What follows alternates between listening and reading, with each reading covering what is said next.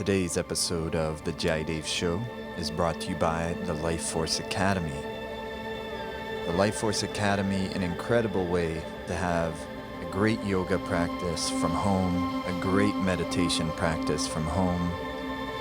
Take care of your body, take care of your mind, elevate the spirit, stay healthy, stay connected.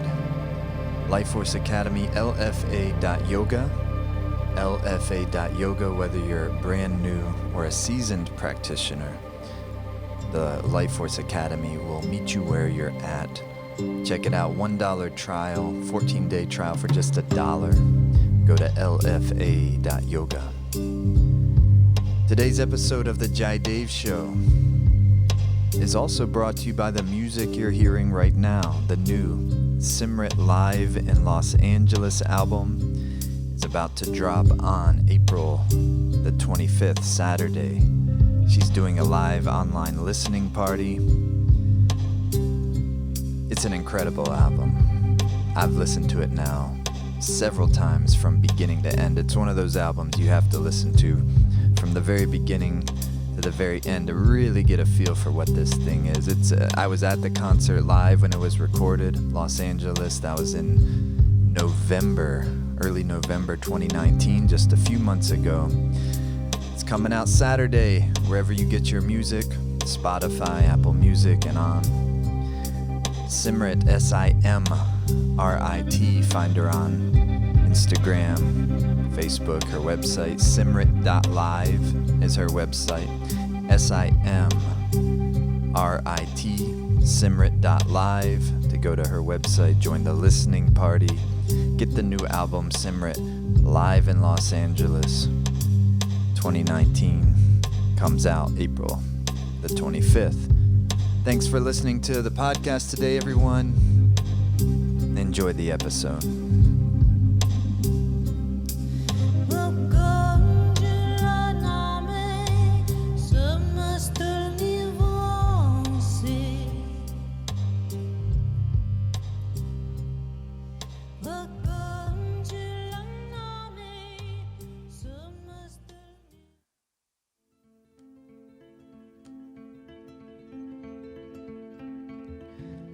Hey, greetings friends, this is Jai Dave. Hope you're doing really well out there. So here's a real special episode of the podcast. It's very special to me. I'm really excited for you to hear it. What you're about to hear was originally broadcast online just a few days ago. It's called Turning the Wheel of Time. It's a special event that was hosted by the Life Force Academy with Tibet House US and Menla Retreat, with myself and the great Robert Thurman. Bob Thurman has been one of my favorite teachers for many years. I love him, I love his books, I love his brilliance, his heart, his whole spirit, and the teachings that flow through him. So this was a great honor for me to share this teaching event with him, and we are doing a full weekend online retreat this coming weekend for anyone who would like to attend. And you can go to turningthewheeloftime.com to check that out.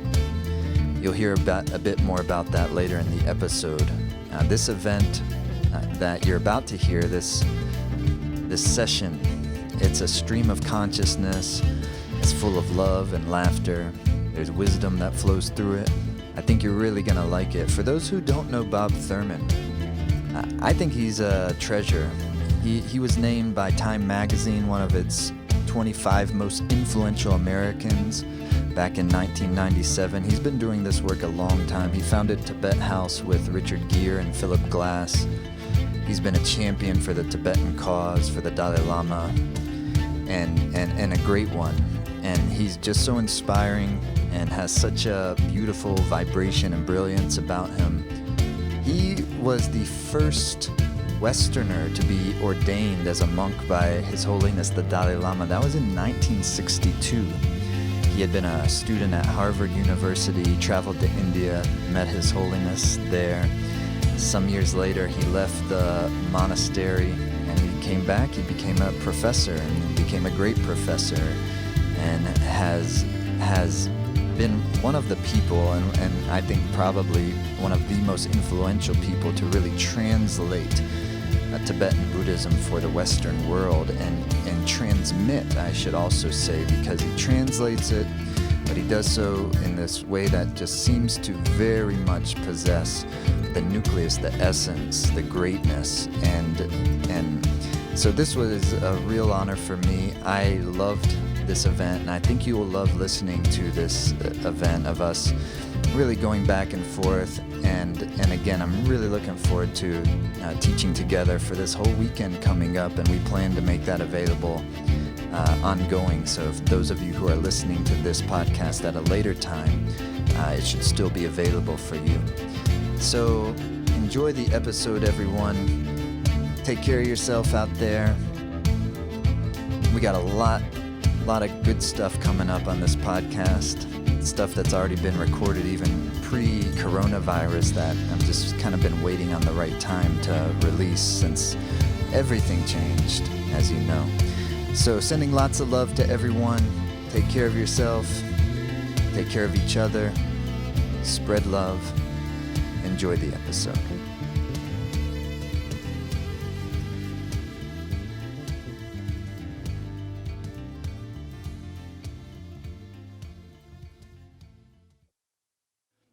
Hi, greetings everyone.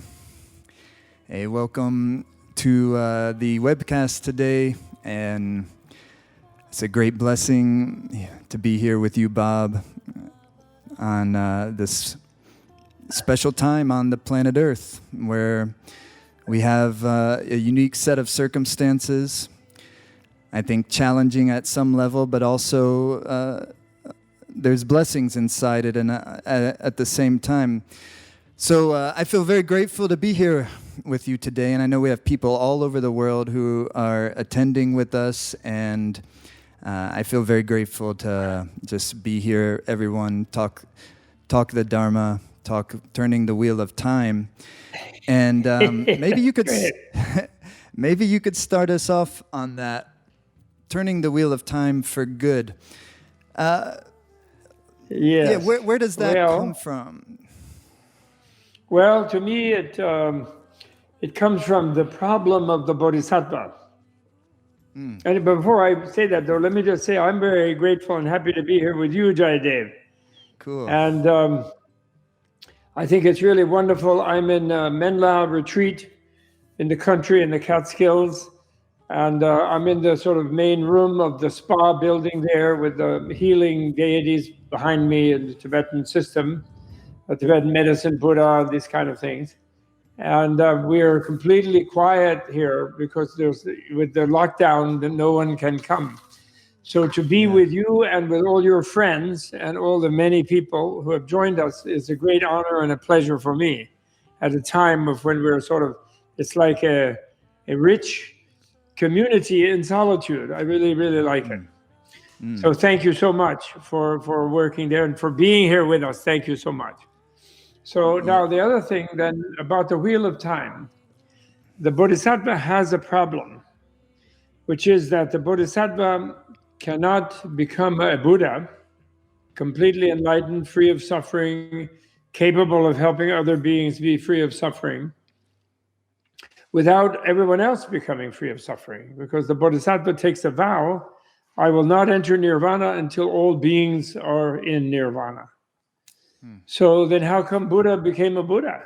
And then there's millions and endless numbers of Buddhas in other universes. Also in this universe, there were 3 previous Buddhas. There will be 995 once after him, according to their cosmology, Mahayana cosmology.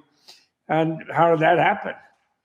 And so the only way it could possibly happen is that one of the names of a Buddha is Triyadvajna in Sanskrit, which means knower of the 3 times, one who exists and lives in the 3 times. So when you become a Buddha, you no longer are stuck in a present moment. Or rather, let's say your present moment encompasses all past and future moments. You remember, Jayadev, when Buddha was under the Bodhi tree, he before he attained nirvana, the way the story is told, he had a memory of infinite previous lives. He realized he had been every other conceivable type of being. And then that was the first big, like, expansive, explosive realization he had. And then the second one was he realized all the other beings had also had innumerable previous lives. So he had been with all of them all of the time, you know. And when he, in doing that, therefore, that means he somehow existed simultaneously in all of those past moments. And at the same time, he also saw all of the future destinies of every being. So he existed in a way in all the future moments as well. So when he did, so in doing that, he became a being, a 3 times being, one who exists in all states of time. Now, then, it isn't like the beings are going to unfold their karma, their evolutionary activity. I consider karma like a evolution theory. And their evolutionary activity, they're not going to do that in some mechanical way, like a big machine will just unfold at its own time. There's ways of helping them accelerate their unfolding of karma where they can also become free of suffering. So he saw they would become that in the future, and he saw that he would help them in all kinds of future manifestations to optimize and to get there as fast as they could possibly get there in an evolutionary sense. It's like a gardener who will increase the growth speed of the rose from the seed and the sprout and the stalk, but you can't just pull the rose out of the seed. But you optimize the conditions within which it will grow itself much faster than otherwise. And so that was the Buddha's solution to the Bodhisattva's problem, in the sense that all the other beings are enlightened with the Buddha's enlightenment in their future time, but their future time is his immediate time. It's his own immediate time. That's the thing. So, but then there's a final complication is that then turning the wheel of it is he keeps himself present in the time with them, and he turns their own time into a kind of machine for them to evolve to where they can become aware of their own freedom, blissfulness, lovingness, and wisdom. And so then that's called the Kalachakra, the wheel of time, and that is one of the unexcelled yoga tantras of the Buddhists, in which Buddha shows his body as made of time. So his fingernail, he has 24 hands and the 5 fingers, and so 5 times 24. And it all adds up to the 365 days of the year and this sort of thing. The 12 arms or the 12, 2-hour sessions of the 24 hours, et cetera, 24 arms, I'm sorry, of the 24 hours of the day. I mean, every aspect of the Buddhist body is time. And he shows that's therefore the most marvelous time machine form. Kalachakra really means time machine. But it's not a machine like you travel around in time as if time was a undisturbable, unchangeable, rigid thing. You use time as a machine to help beings evolve into Buddhahood. And it's quite marvelous. I think in world religious terms, it is a way of making time into compassion rather than time as the impermanent destroyer, as an usual way in which and in Buddhism as well, usual way you see time as something destructive because you get old, you die, time, everything is impermanent. So instead, everything is evolving. Yes, and I think it was an esoteric teaching, and in a way it still is a little bit of an esoteric teaching, because if people feel that they're in the best of all possible worlds, if they feel that, then some people will misunderstand that. That's what Voltaire ridiculed in his book Candide.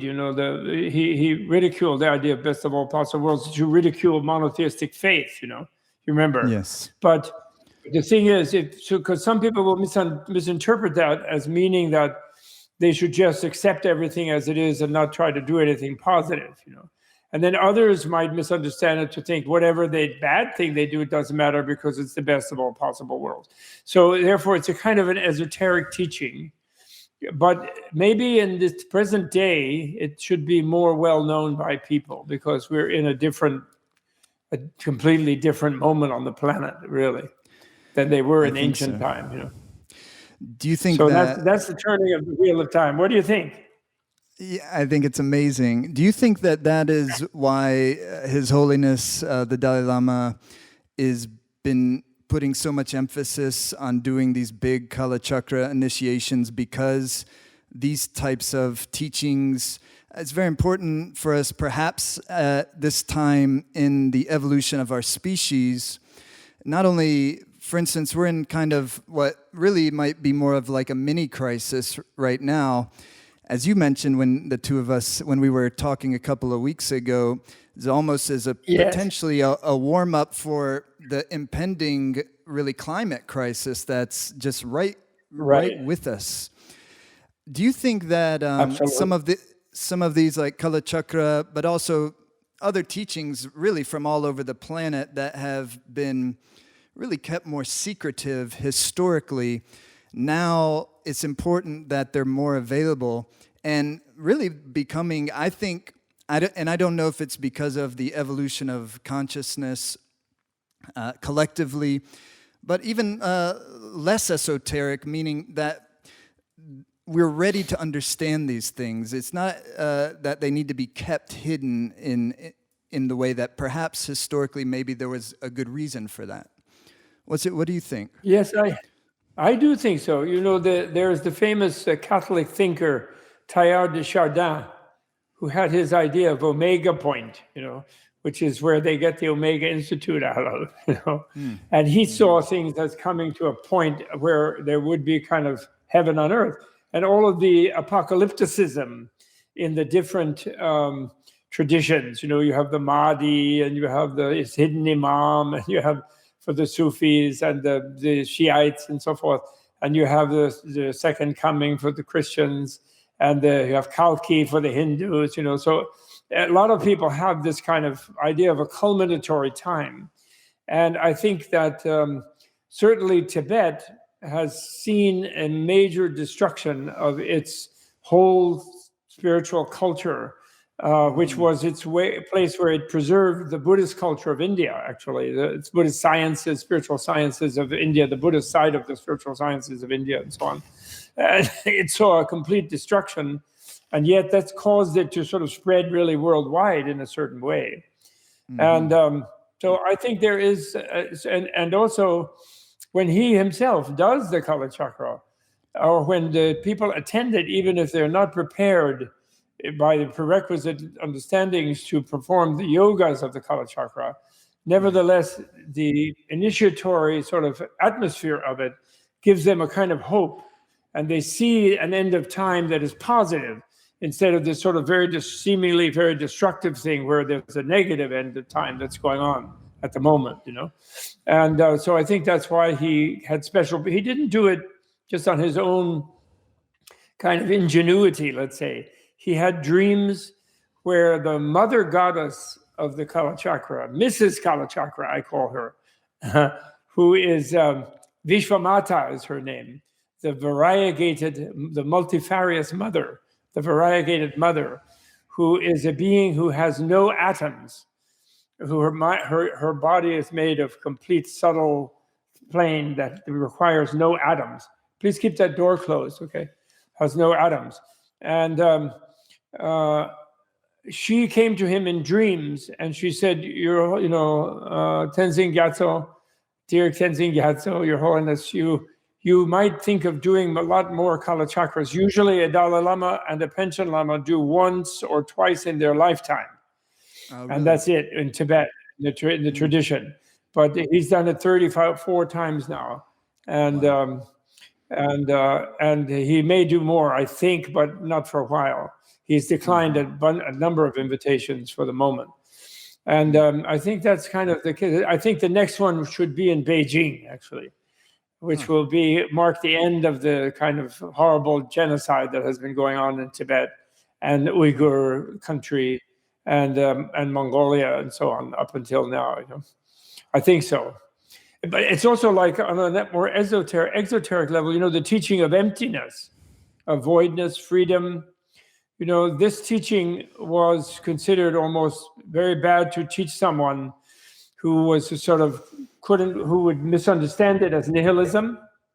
Yes. As meaning that everything is nothing. They would mistake emptiness for nothingness. And so you were not supposed to teach that to someone who wasn't prepared, because they would get nihilistic, which is considered very bad. However, the world's elite, the scientists and the people, the business people educated by the scientists from the universities and so forth, they're already nihilists. So in a way, there's no danger in teaching emptiness as a cure to nihilism, you could say, and so it can be more widely taught, freedom, and it's less likely to lead to nihilism nowadays, So I think this other one has to be. And the other thing is, of course, the planetary problem that we have of the climate, which is the bigger crisis within which this corona apocalypse, I call it. The corona apocalypse is a small introduction, rather huge, but it's small. But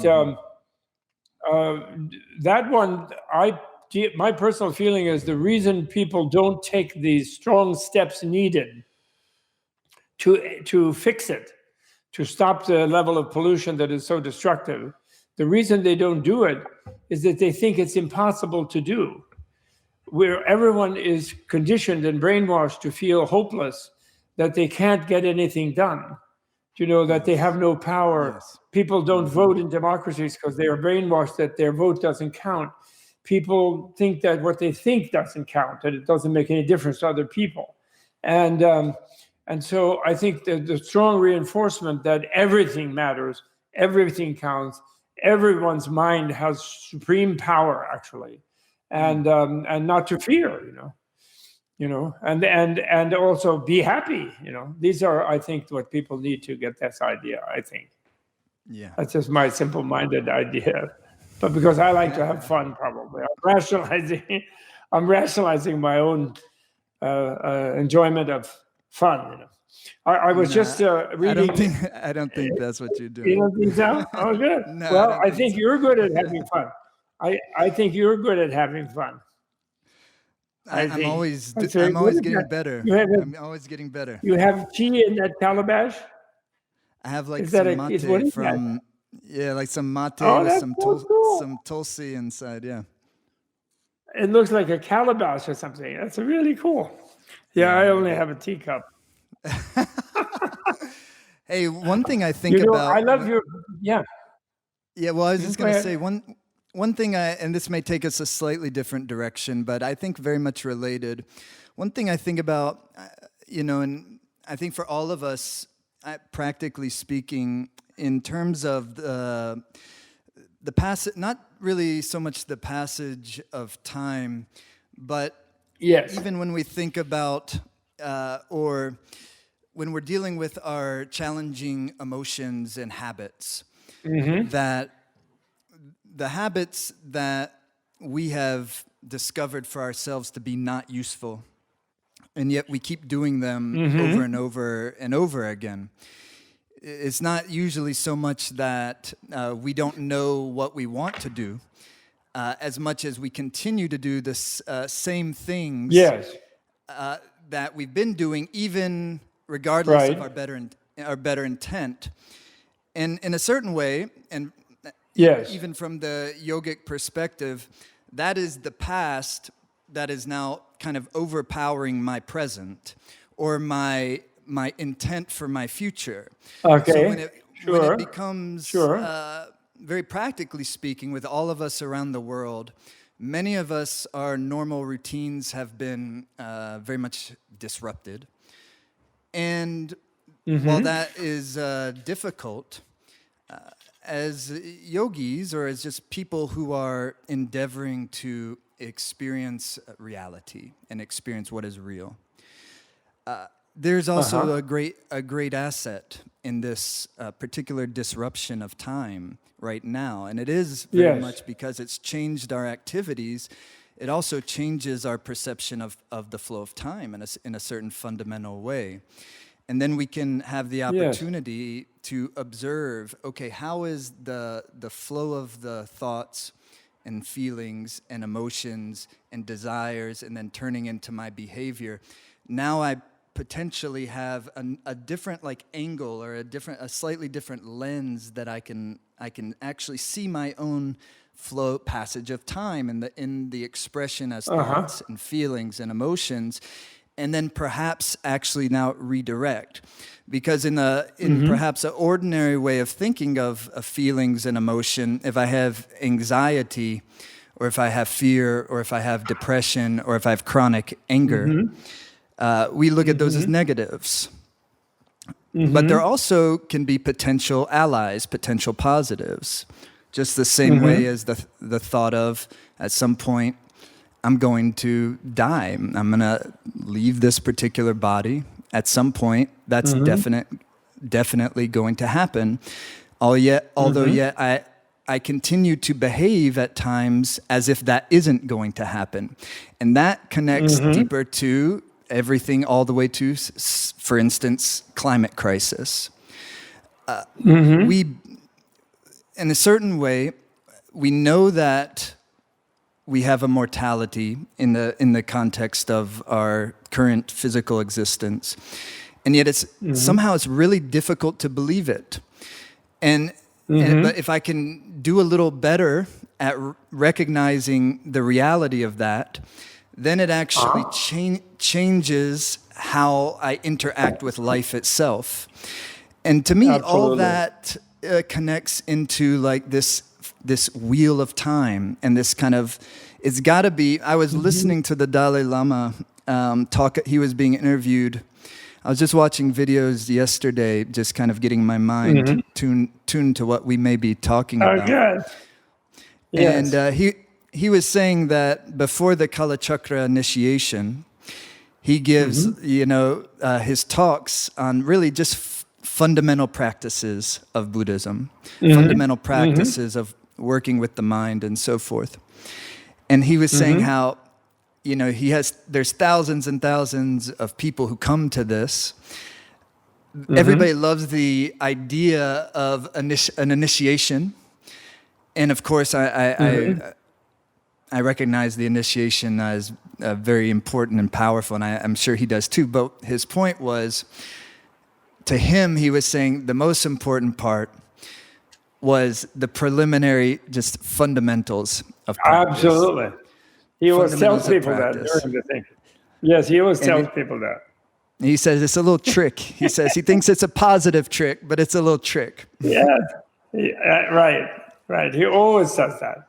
He says, he said at the beginning, he says, he doesn't do it right at the beginning, but when he gets to the initiation part, just after having given the preliminary teaching about compassion, the Bodhisattva, this kind of thing, he then says, now you've had the more important teaching. And now we're going to do this initiation because that's what brought you here. And you wouldn't have come to this other teaching that I just gave. But this initiation really, out of 500,000 of you here, there might be 2 who can actually practice it. And I don't think I'm really even capable. I'm not really capable of really transmitting it. People say that. It's so good. I love that. It's just, I'm not even fit to do it, and none of you are really fit to practice it, but we just do it anyway. It's a good thing, and it gets you to come here and to learn this other more important thing, he says. And then he always says that in the reason he does Kalachakra particularly is that the excuse is that in the mythical country of Shambhala, which is somewhere up near the North Pole or something, a magical country under a force field that no one can see, but that emerges at the sort of final moments of this positive narrative, that is in the Wheel of Time teaching. And he says every year. Some other dimension? Really. Yeah. Yeah, no, well, it's supposed to be on Earth, but in a way it's enfolded in another dimension, so no one on Earth can see it until a certain time comes.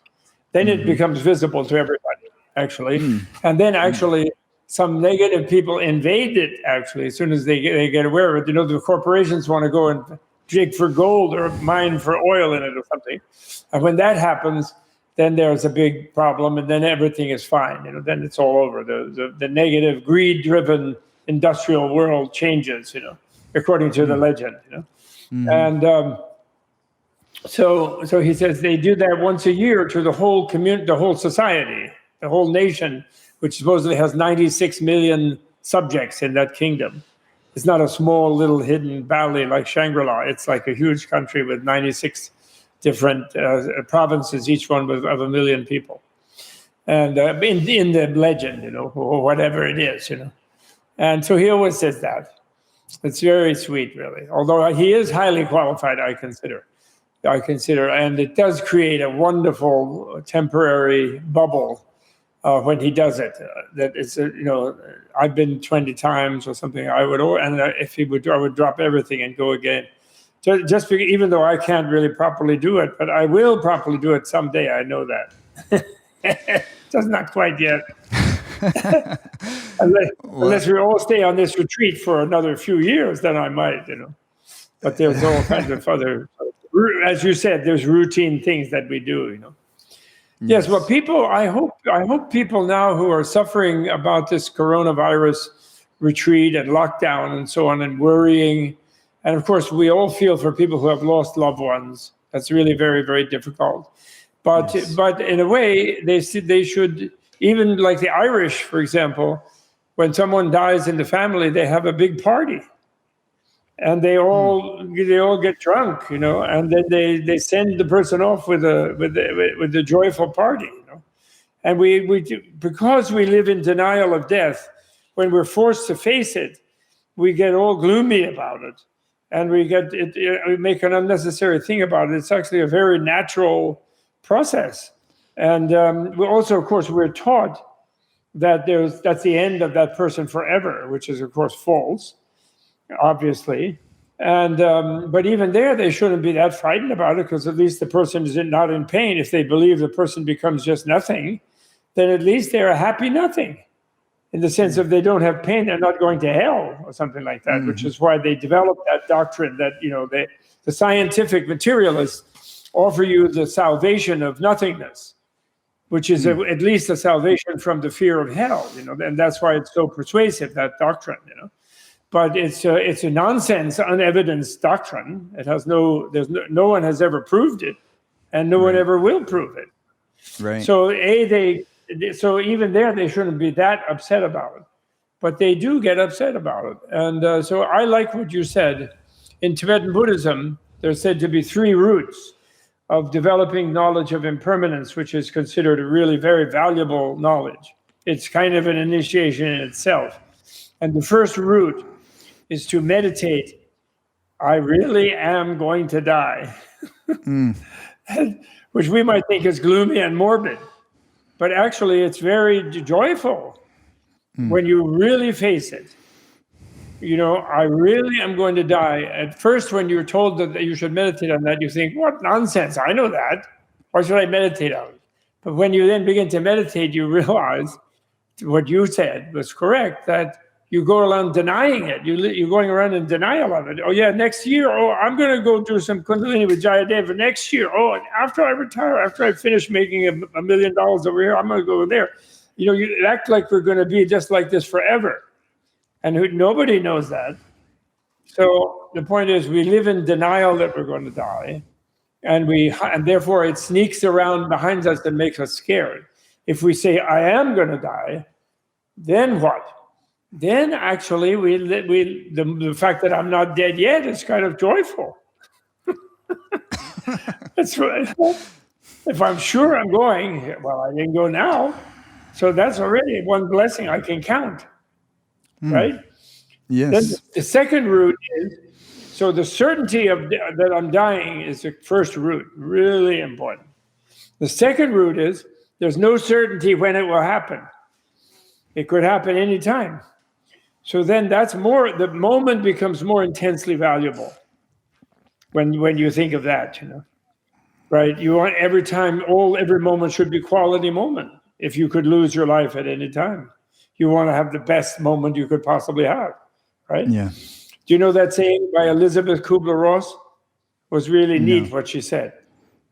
She said she'd been with 10,000 people and helping them in the process of dying. Mm-hmm. And she never met a single one who said, "Oh, I'm so sad I won't be able to spend another day at the office." Not one. Of course. Exactly. So they, what do we want? We want to be with our loved ones. We want to be, doing something meaningful. We want to do some yoga, like develop some sort of sense of beauty, sense of happiness, sense of kindness, sense of friendliness, whatever it is, that's what we want.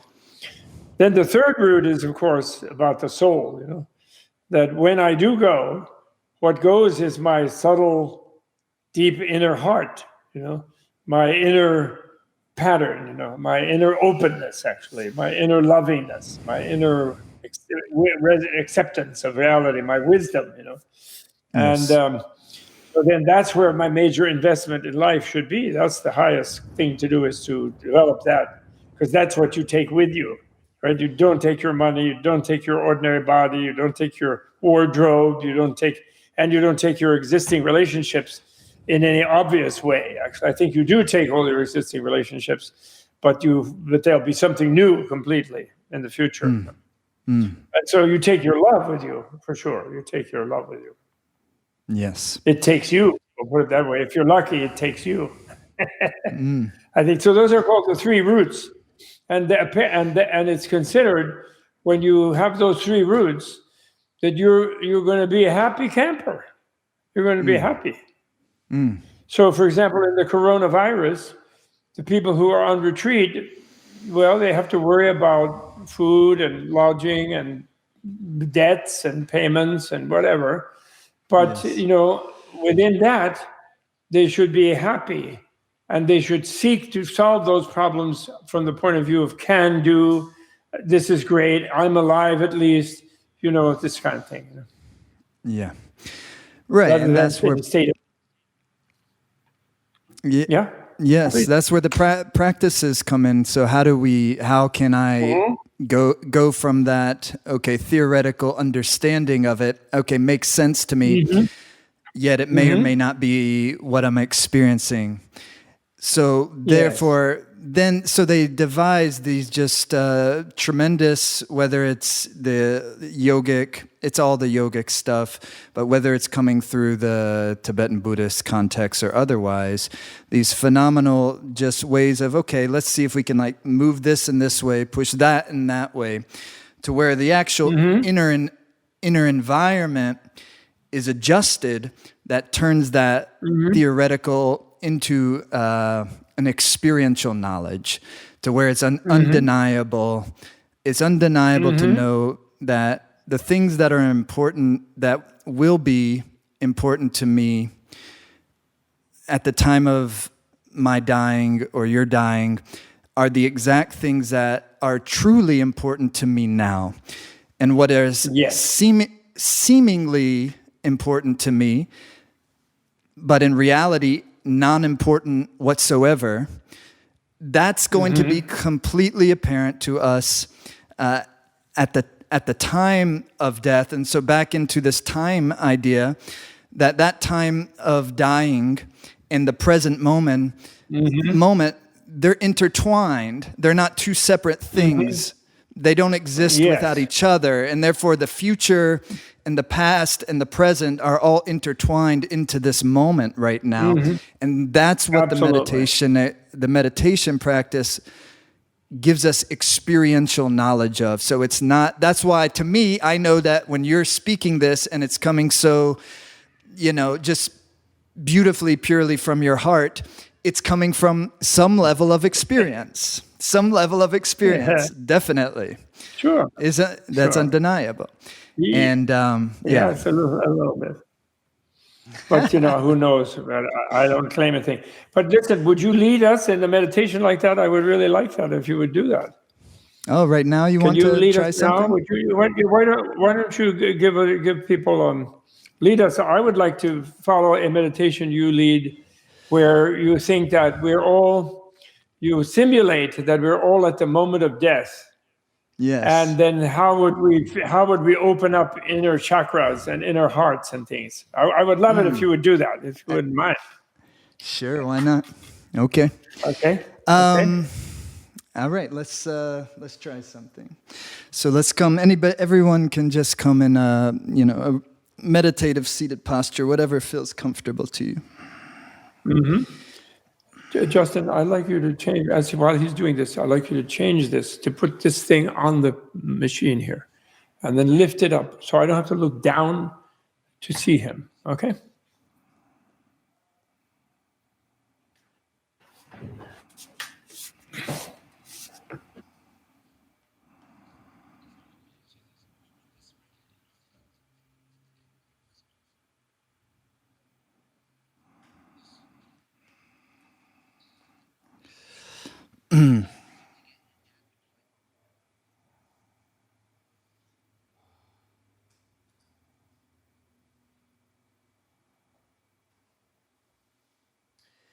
Okay, can they hear the music if I play? Great.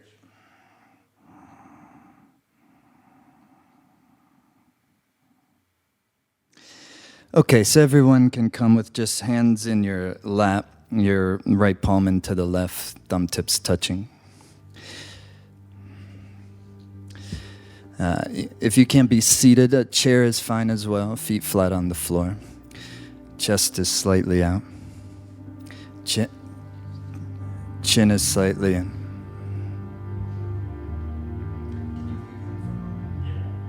Okay, good. And then close the eyes down. And simply just bring awareness to the natural flow of the breath.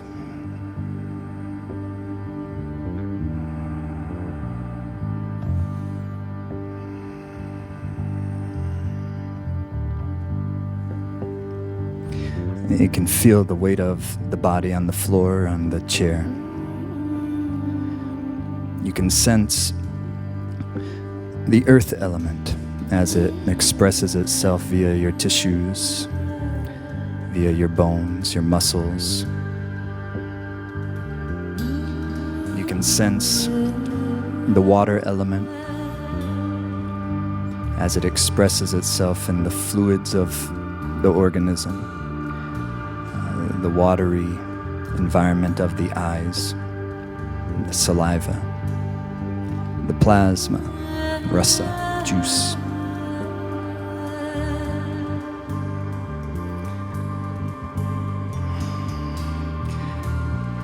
You can sense the fire element as it expresses itself, the warmth of the body, the blood,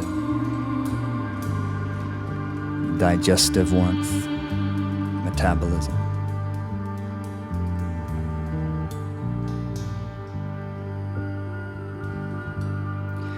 You can sense the air element via the flow of the breath. Just simply allowing your awareness to observe your organism respirating.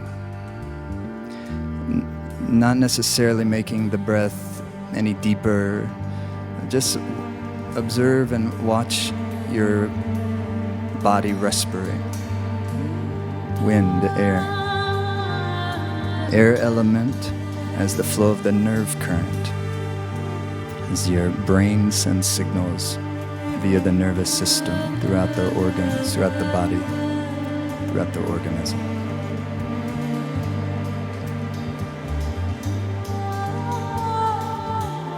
And then you can sense the ether, akasha, space. The channels. The channel that begins at the mouth, ends at the anus. The channels of the circulatory system.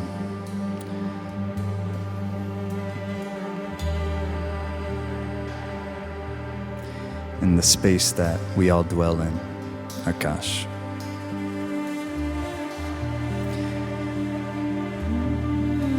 And now simply imagine as if it were the final moments of your life.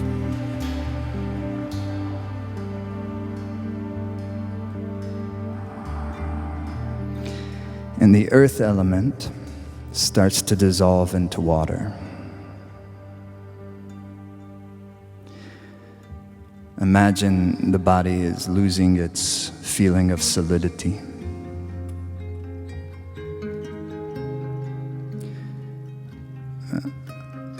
Become unable to move the limbs.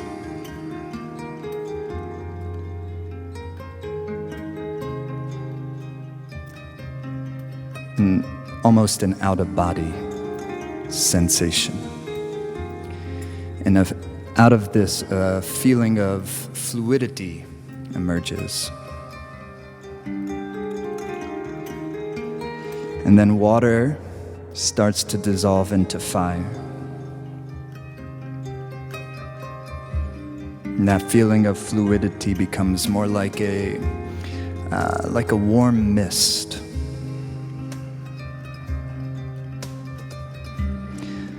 And the body fluid slowed. And the mouth and the eyes are dry. Circulation is starting to be sluggish. The blood pressure drops. As fire now dissolves into the air, the body temperature drops.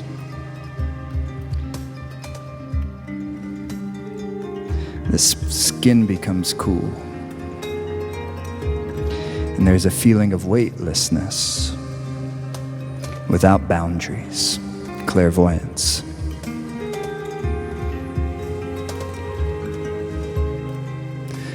A sort of bliss starts to emerge, no longer bound by the denser elements.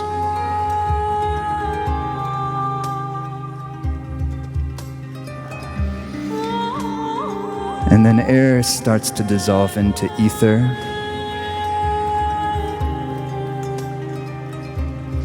The exhale becomes longer than the inhale. Long pauses between each breath.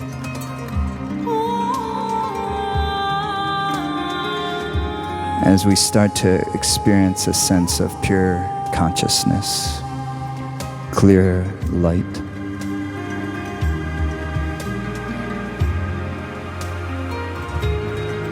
Limitless space.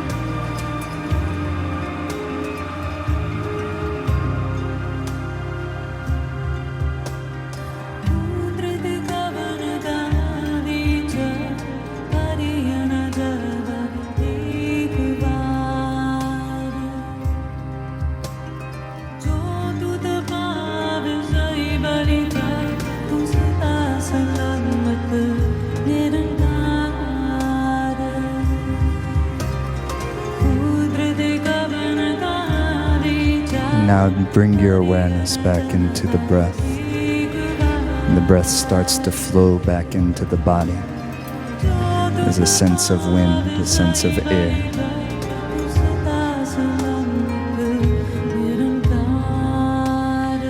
You feel a warmth come back into the blood and back into the skin. Revitalize with vigor, with vitality. The digestive processes continue. The metabolism reinvigorated, recalibrated, rebalanced.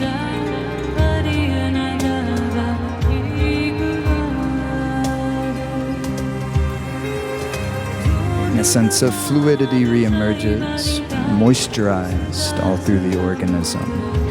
Good juice, good plasma, good water. Hydrated, taken care of, loved. Sense of inner confidence. Sense of inner strength. Sense of inner contentment. Sense of inner fulfillment. And this flow of natural creativity, inspiration, dharma. And the edges are becoming once again defined, a feeling of solidity, stability, earth element, earth energy, tissue strong, well protected, ahankara, feeling well protected, mamsa.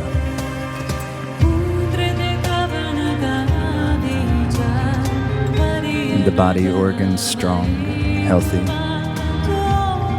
The immune intelligence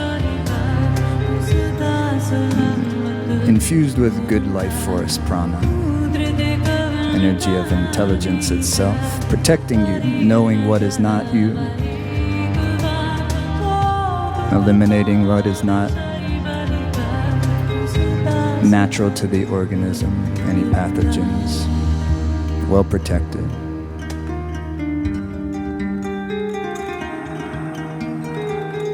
And take a deep inhalation through the nose. And suspend it. And exhale through the nose. And again, inhaling deeply.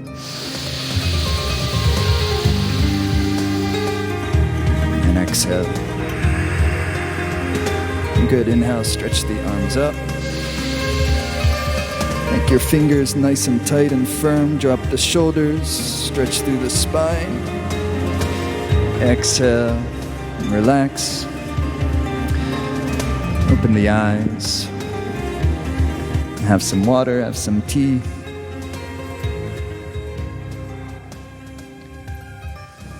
Sat Nam.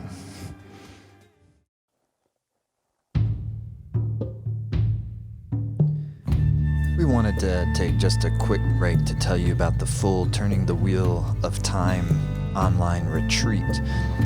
That event is taking place and it's going to happen live starting on Friday evening of April 24th and go through April 25th and April 26th. An online home retreat. And you can also take this anytime. So even if you can't attend live or you're hearing this after the event has happened, it is still available to you. So if you go to turningthewheeloftime.com, it's a full online retreat with myself and Bob Thurman, who you're listening to in this episode. And I'm really looking forward to this event. What a wonderful way to spend a couple of days in the Dharma teachings, full yoga practices, meditation practices. Friday evening it begins, session 1 with myself and Bob together. Session 2 will happen the next morning, a full Kundalini yoga session and teachings and practices with me. Bob will teach in the afternoon, and then we're both back together in the evening. And the second day or third day format will be the same as that. Me in the morning, Bob in the afternoon, both of us in the evening. Turning the Wheel of Time online retreat. If you go to turningthewheeloftime.com, you can get all the details and register there. Hope you can join us. All right, back to the episode. I love that spa at Menla. I used to do Ayurveda, clinical Ayurveda, and worked in worked in Panchakarma centers for years. And when I went to the Menla spa, I said it's by far the most beautiful, and not just beautiful in the aesthetic, but just the vibe, just the whole thing. I think the most beautiful healing center I've ever been in is at the Menla Center. Oh, really? Oh, that's so sweet. It is really. My wife made it. Like your wife sang, my wife made the building. And we had some Tibetan artists. The Tibetans have a beautiful thing on the medicine Buddha thing, which I think got lost in India when Buddhism got lost. But it was originally from India, by Shajaguru, his name. the medicine teacher, and it turned a deep blue color. It's really quite wonderful. But I really like that. The moisture and the skin turning cold, and that's perfectly beautiful. The Tibetans have an eightfold thing, where you have different inner visions and so on. That fits very closely with that. I liked it, and when we do the retreat, we'll work a little bit with the chakras. I think we'll try to set up some chakra things, central channel and chakra and things like that. Yeah, how about we start with that on a Friday evening? We'll do that, and maybe every evening we can go a little deeper into it. Yeah, sure.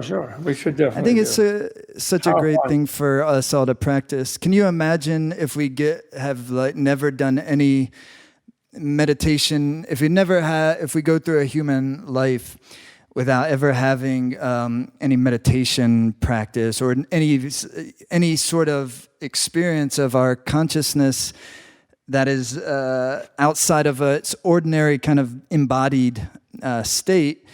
Right. I always sense to then go through the dying process without practice, without any preparation, would probably be do it every night when we fall asleep.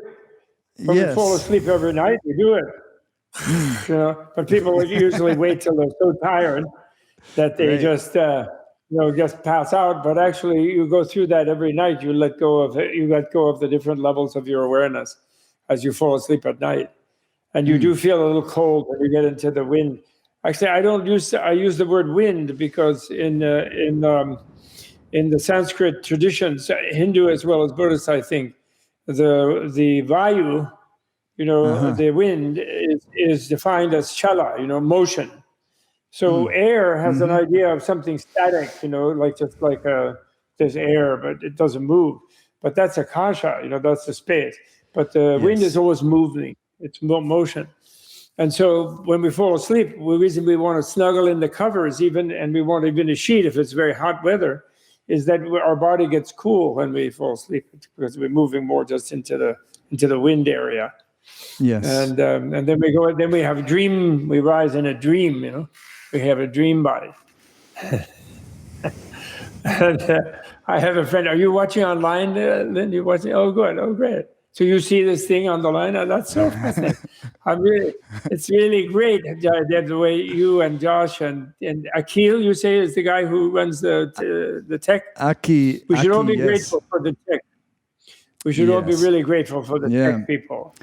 Yeah, I think Justin. That I'm not necessarily a big Facebook person. I don't really use it in these things, and they are being abused a bit, by the political types. But they're wonderful. I love to have a global mind. Imagine if, people could, even without the coronavirus, if you could lead that meditation for, 3 million or 20 million people. They could sit there with their phones instead of playing some bleep, bleep, bleep, bleep, bleep, bop, bop, bop, boop, boop, boop, shooting game. They could actually sit and feel their own moisture of their own and the vitality in their own body, or some different, even better, more noble structures than the normal ones, and so on. In other words, that's technically possible. It's not politically happening quite yet, But here we're doing something that's wonderful, and it really should be the case, It should be the case. This group mind through how many billion people on Facebook, and we should be aware of all the suffering of the people in the refugee camps and things, and they're able to get online at least. And we should be able to see all of them and deal with it. And there's no compassion fatigue at all if you stay happy. If people really understood compassion, Carl Sagan made a thing about, we can't really see so many refugee camps and wars and terrible things on the news because we get compassion fatigue, he says. But that's not true.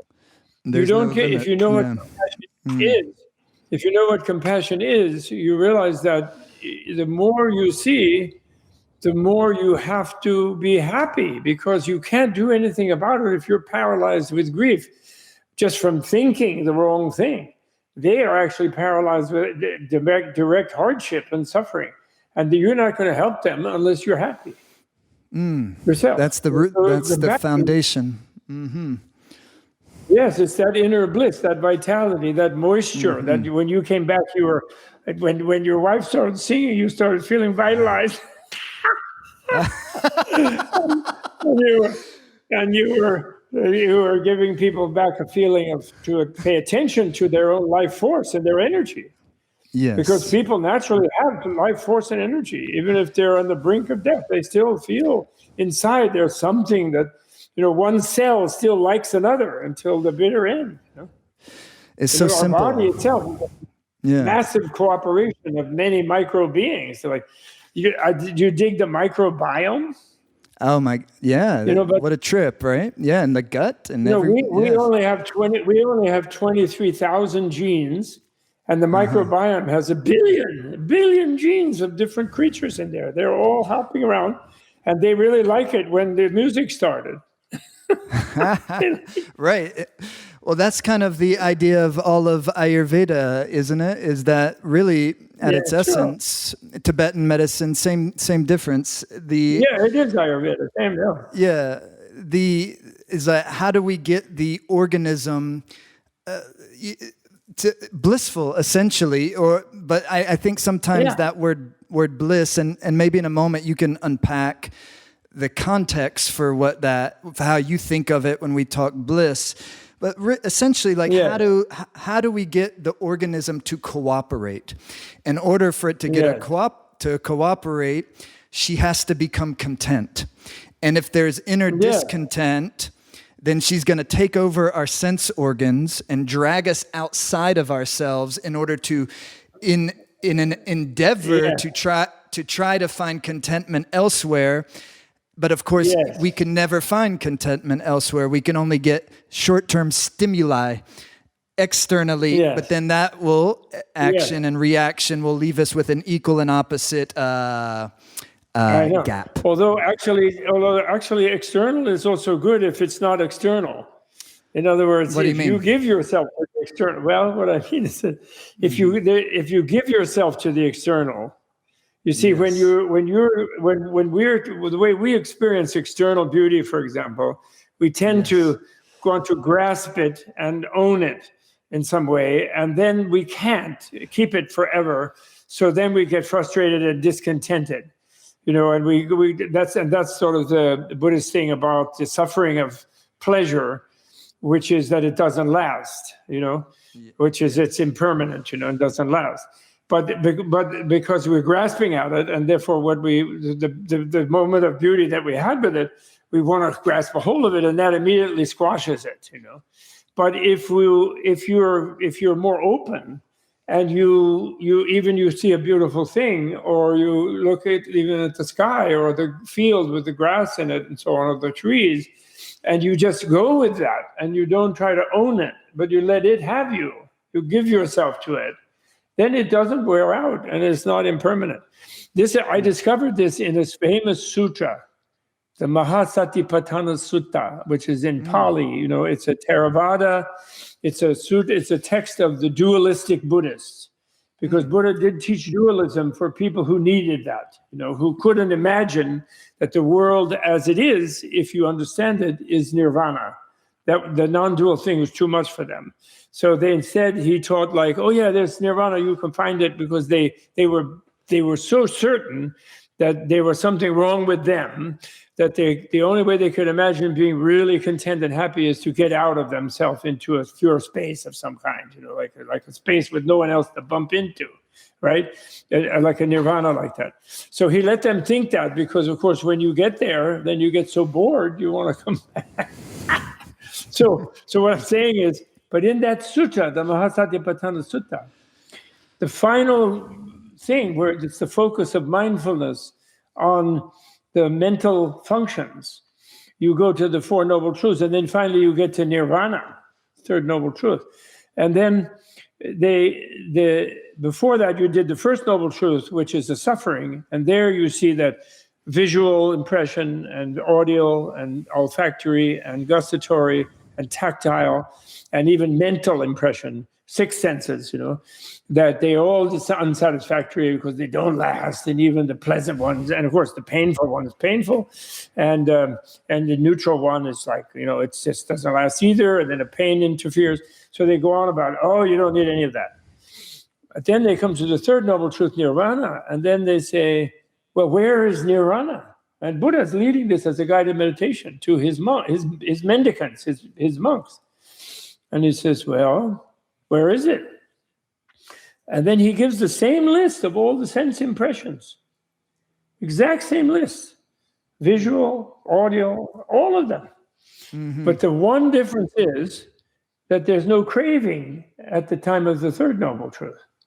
So in other words, one is just content with whatever it is. Mm-hmm. One lets oneself go with it all, and one doesn't try to crave more while one is, instead of enjoying what one has, if you follow me, which is the secret of contentment, right? Count is a half full glass, And it's right there in the dualistic thing. So he doesn't say, oh yeah, nirvana's over there. If you go past space, then you shoot over there and like a rocket, and then you're in oh wow, it's all great. He doesn't say that. He says it's right in all the same things that we're suffering when your craving is pushing you around. So I really was thrilled. There was a loud sound I made. I was in Sri Lanka at the time because I was reading this in honor of the Sri Lanka Theravada Buddhists, and because that's their thing.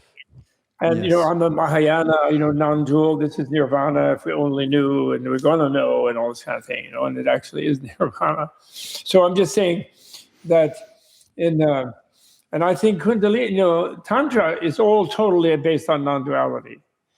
Cannot have Tantra without, because the body is not a temple, it's not divinity. I love it, you said, she is discontent. Mm-hmm. So that's she Kundalini, the goddess in your body, which is your life energy, the matrix of your existence.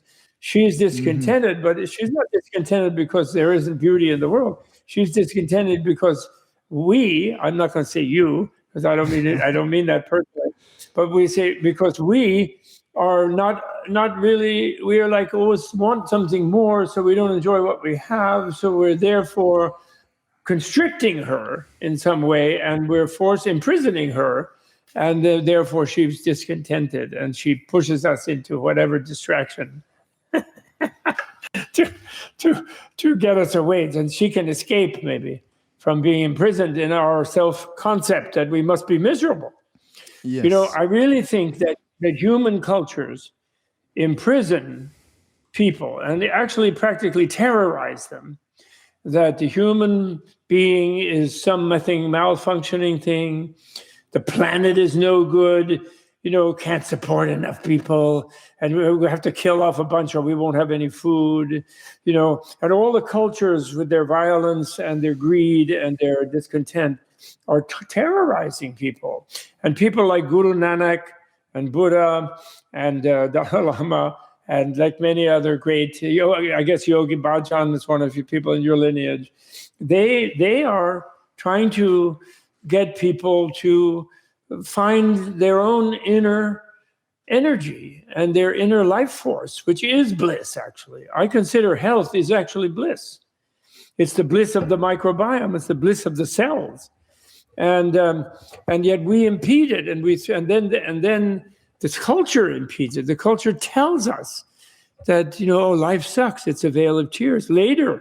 Later you'll be happy after you die. If you're this and that religion, you go with this God or that God or with Buddha even, then you'll be fine later. But now you're just going to be miserable. And so being wise is surrender to your misery. But I think that's completely false. And we have to go beyond being terrorized like that, And what you did with your meditation, you introduced people to the juiciness of their own body. And even you had them, when they left it, they were in a clear light, in a pleasant light, clear light of bliss, no problem, right? And then came back, and then the body was feeling better. It brought a little feeling of clear light with it. Yeah, but of course, that's from from non-dual point of view, the body is made of clear light. We're all made of clear light. And, if we knew what we were made of, we were all made of the same infinite, inexhaustible energy of love, actually. And everybody agrees who really took a good look at it. That's so great. I think even people take religion and add it to the terrorization. Somebody told this funny story. They went to some Tibetan monastery. They were looking for the abbot. And they met the treasurer of the monastery, the manager. And he said, where's the abbot? He said, oh, he's in town. And then they said, well, what's he doing in town? And he said, oh, he's terrorizing the population. He said, what do you mean by that? He's saying, well, he's telling them that if they don't behave, they're going to have a bad fate. So that's the sort of he's terrorizing the population. Like if you're a sinner, that's like that's like the preacher saying, you sinners are all going to hell if you don't do this and that. That's terrorizing. Yes. And everybody does it. And the people, the oil industry and the food industry is ruining the planet because that's based on their theory that somehow by itself the planet is not there to take care of us. Meanwhile, and they're cutting down all the trees, and all the trees they're trying to do is take up our carbon and give us back oxygen. Yes. They all love us, yes. Right? When you were taking that deeper breath, that was the gift of the plants. And then our carbon is not just trash. If it's in the right proportion, it's going back and they're making leaves and fruits and roots and everything out of the carbon. So we're in this wonderful plant world, this garden, right? So that's the medicine Buddha vision, I think, and Ayurveda vision is that nature is nice. Nature loves us. I think, although there are versions in India that also terrorize. I don't think it's an East-West thing, and in China there are. But right, I think the enlightened people, the yogis found out mostly. Right. Every culture, every tradition, every religion has its distorted expression of that, but everyone has its nucleus. That's, and I love that. I love the Buddha Dharma so much because it's so easily, secular even, and like these things. Yeah. We're past the point that this stuff can be religious. This has to be we're all human beings. If you breathe, you qualify. And we're. That's it. It's simple. It's simple. Absolutely. Om Ahum. Om Ahum. Well, let's tell everybody a little bit about next weekend. How about? Okay, please do. Yeah, so we're and everybody who's watching online, all the information is on the webpage that you're watching this on too. But so we're going to start. It's the full retreat, Turning the Wheel of Time, and we're starting on Friday, this coming Friday, April the 24th. Yes. In the evening for the East Coast. What is it? Yeah, 4 p.m. Pacific and 7 p.m. Eastern. And then you can calculate there, because I know we have people all over the world who are with us today. Well, I know everybody's at home. I brought 2 of my favorite books that I wanted to encourage everyone. Number 1, The Jewel Tree of Tibet. No kidding. I love this book. Okay. I haven't read all of your books, Tenzin, but I'm on my way. This one I love so much. Even just the introduction gave me so much historical and spiritual context, like the spiritual context interwoven with historical context. Is one of the things I think you provide us so beautiful, just in a way that I had never really clicked for me. I love this book, The Jewel Tree of Tibet. And then the other one I want to encourage people, because I think everybody's at home, they want good books to read. This Man of Peace. And this is an amazing, relatively new graphic novel on the life of the Dalai Lama that I know Bob and Michael as well over at Menla. Yes, Michael worked on it, and Willie Meyer. Yes. I and saw Willie this Meyer's years late ago. wife started it. It's really cool. It's it's an amazing it's amazing achievement, amazing work of art. And there's also on the webpage here, there's a donate button for Menla and Tibet House. You know, especially during this time, of course, we can't be having retreats at Menla right now.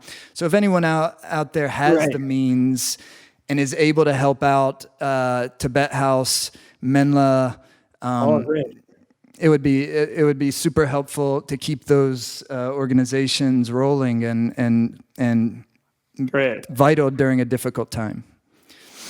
That's really great. That's really great. And you have a nonprofit. Is the the Life Force thing? We're not a nonprofit. What is that? We have our business, Life Force Academy, and we've been actually doing online yoga, meditation classes, teachings for many years. So right now, in this time, we were pretty well equipped to keep rolling and even this is. But wonderful. Like that's part of what happens, isn't it? When we have a constriction on us, it gives us. We've experienced a lot of new creativity in this time because when that kind of first limb of yoga is yamas. Is all right. Where when you apply constriction, helps to concentrate the life force.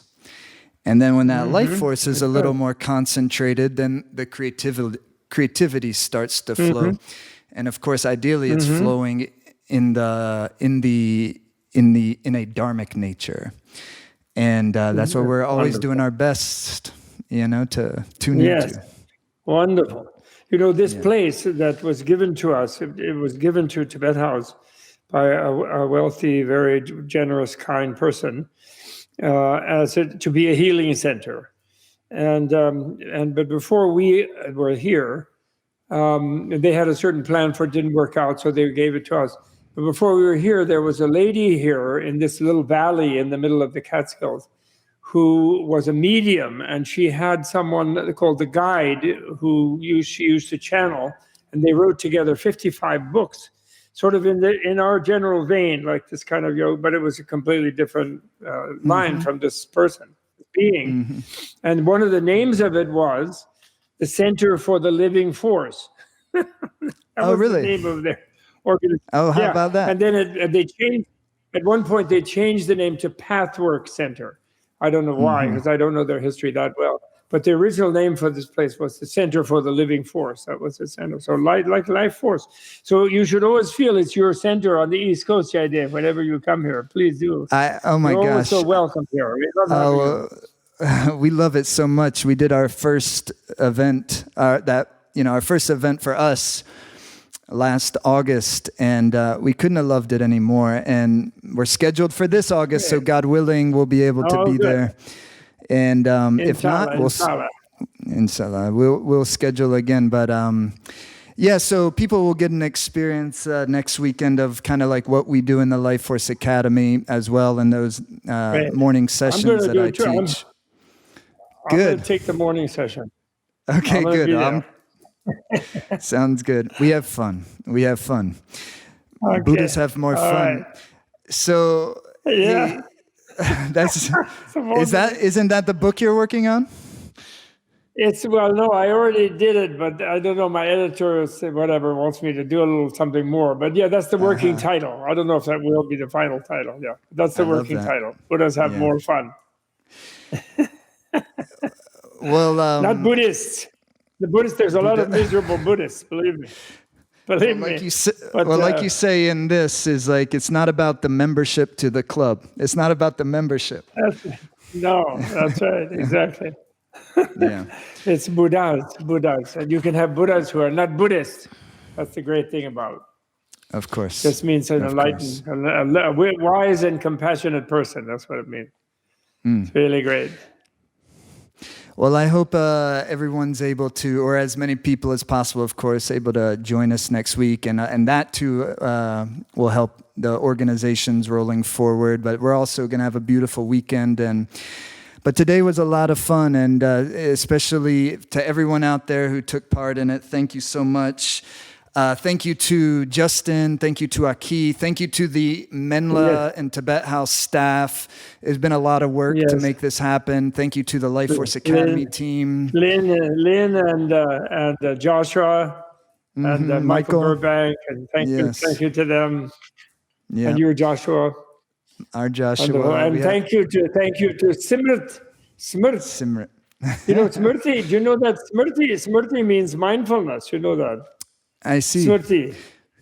It means mindfulness, and it has other meanings in Sanskrit too, but it means mindfulness. And it must have the same root. It means memory. No, the actual word Smrt means memory.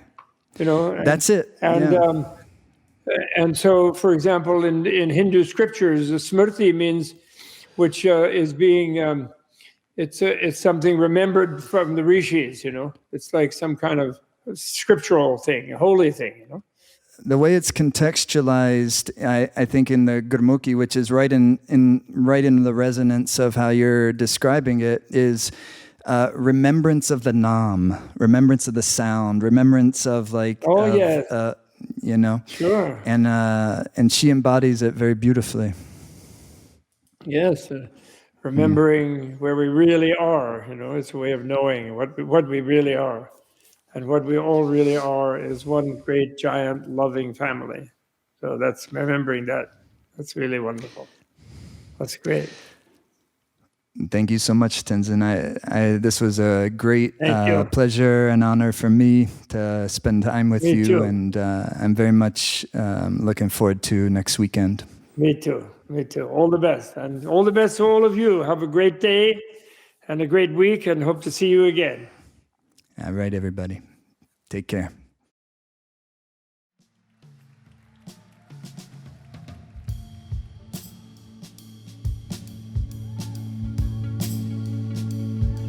Thanks for listening, everyone. Hope you enjoyed the episode. I really enjoyed it. For those of you who are inspired to do so, please consider joining us for the full retreat. Whether you can attend live or sometime afterwards, go to turningthewheeloftime.com. Thank you to Tenzin Bob. What a great joy. Thank you to Tibet House and to Menla Retreat. If you feel inspired to do so, please consider making a donation to Tibet House, supporting them during this difficult time. Thank you to the Life Force Academy for making this all happen. Thank you to Simrit and the new live album. You're hearing a special gem from it right now, live in Los Angeles, dropping everywhere, April 25th. Another incredible body of music from the Simrit Project, SIMRIT. Thanks so much for listening to the podcast, everyone. Please, if you haven't already, consider giving us a rating or a review. We'd so appreciate that. Help spread the word. turningthewheeloftime.com to learn more about the online retreat with myself and Tenzin Bob Thurman. Thanks so much, everyone. Take care out there.